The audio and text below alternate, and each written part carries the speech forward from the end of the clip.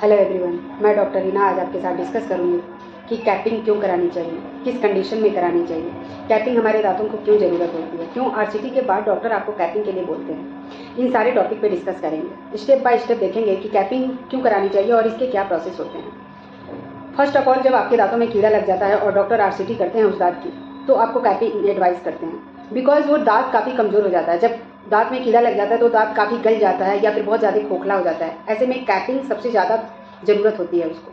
अगर आप कैपिंग नहीं कराएंगे और केवल आरसीटी करा के छोड़ देते हैं तो फ्यूचर में वो दांत फ्रैक्चर होने का डर रहता है। अगर आप कैपिंग कराते हैं तो वो दांत परमानेंटली काफ़ी स्ट्रांग हो जाता है और आप उससे कुछ भी खा सकते हैं। कैपिंग किस किस कंडीशन में करानी चाहिए? अगर आपके दांत में कीड़े लगे हैं तो कैपिंग के द्वारा आप करेक्ट करा सकते हैं।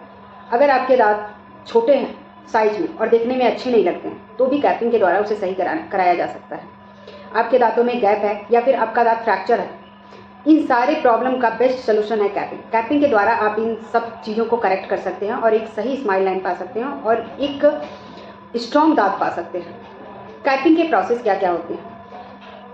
कैपिंग जब हम पेशेंट की आरसीटी करते हैं तो 1 वीक का रेस्ट देने के बाद हम पेशेंट को रिकॉल करते हैं। फर्स्ट मीटिंग में हम पेशेंट के दांतों की क्राउन कटिंग करते हैं। क्राउन कटिंग में हम जिस दांत में कैप लगाते हैं उसको चारों तरफ से 2 से 3 mm कटिंग करते हैं, क्योंकि एक सही क्राउन देने के लिए, एक सही शेप देने के लिए उसकी कटिंग करनी काफ़ी ज़रूरी होती है। अगर हम कटिंग नहीं करेंगे तो दांत बहुत बड़े बन के आएंगे, इसीलिए उस दांत की कटिंग करनी पड़ती है। कटिंग करने के बाद हम पेशेंट के मुंह का मेजरमेंट लेते हैं। मेजरमेंट में हम पेशेंट को एक एल्जिनेट मटेरियल होता है जिसके द्वारा हम पेशेंट के मुँह का मेजर लेते हैं और मेजरमेंट लेने के बाद उस इम्प्रेशन को हम लैब में भेजते हैं। लैब से 2 से 3 दिन में कैप बन के आ जा सकता है।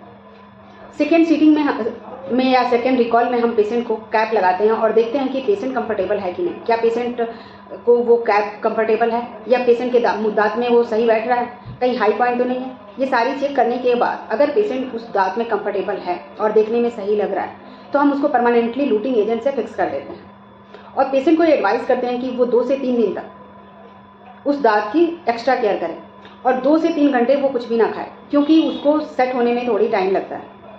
उसके बाद से आपका दांत एक स्ट्रॉन्ग और काफ़ी सही लुक देता है और आप कंफर्टेबली कभी भी कुछ भी खा सकते हो। अगर आपके दांत सपोज करो आपने कैपिंग कराई और वो निकल गया, उसमें परेशान होने की ज़रूरत नहीं है। आप काफ़ी ईजी तरीके से उसको फिर से दोबारा, जो कैप निकल गया उसी को दोबारा आप ईजी तरीके से फिक्स करा सकते हो। अगर आपको कोई भी दिक्कत हो, जैसे आपके दांत में कीड़े लगे हों या फिर आपका दांत की साइज़ छोटा हो या फिर आपके दांत में गैप हो या फ्रैक्चर हो, तो कैपिंग बेस्ट सोल्यूशन है। आप इसमें से कोई भी चॉइस, अगर कोई भी दिक्कत है आपको तो इसमें से आप चूज कर सकते हो कि आपको कैपिंग करानी है। कैपिंग में बहुत ज़्यादा घबराना नहीं है, ये बहुत बेस्ट सोल्यूशन है आपके लिए। अगर आपको वीडियो समझ में आए तो आप मुझे सब्सक्राइब करो। Thank you for